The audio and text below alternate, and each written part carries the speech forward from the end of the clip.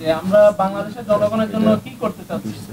আসলে আপনি যদি ৭১ পরবর্তী সময়গুলো দেখেন, বড় বড় রাজনৈতিক দলগুলো আসছে, কখনো বিএনপি আসছে, কখনো আওয়ামী লীগ আসছে, কখনো যৌথ সরকার গঠন হয়েছে, আমাদের পরিবর্তনটা কতটুকু পাইছি আসলে এটাই দেখার বিষয় যে পরিবর্তন কতটুকু হলো।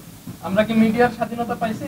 আপনারা যদি বলেন, আমি যদি 2018 ইলেকশনের কথা বলি, গোপালগঞ্জের আসনের কথা, ওইখানে দেখলাম শেখ হাসিনা প্রায় 2 লাখ ভোট, তার বিপরীত যে প্রার্থী সে হলো কি 0। এখন মিডিয়া কিন্তু এটা প্রচার করছে যে হ্যাঁ ভোট ঠিকঠাক আছে, সব কিছুই হয়েছে। এখন অ্যাকুরেট কি আসলে কি এটা বাস্তবতা? এখন তখনও কিন্তু এই রিসেন্ট 2018 সালে এসে আমরা মিডিয়ার স্বাধীনতাটা পাইনি। আর বাংলাদেশের মানুষকে যদি আপনি বলেন সে আসলে কি চায়, সে আসলে কি চায়, আমি যদি বলি সে বাজারে গিয়ে একটু শান্তি মতো বাজার করতে চায়, বাসায় এসে বউ বাচ্চা নিয়ে কি একটু খেতে চায়, এতটুকু। এই দেশের মানুষের এর থেকে বেশি আমার মনে হয় না কি আশা আছে।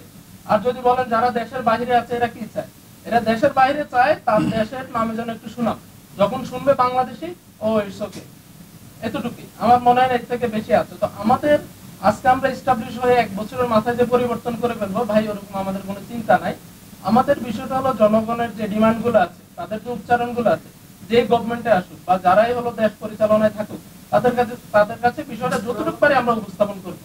আমাদের আপাতত গোল এতটুকুই, দেশের যে জনকণ্ঠটা, মানুষের যে আওয়াজটা, সেটা আমাদের দ্বারা যতটুকু সম্ভব এটা সরকারের কাছে পৌঁছে দেওয়া, বা যারা দেশ পরিচালনা করছে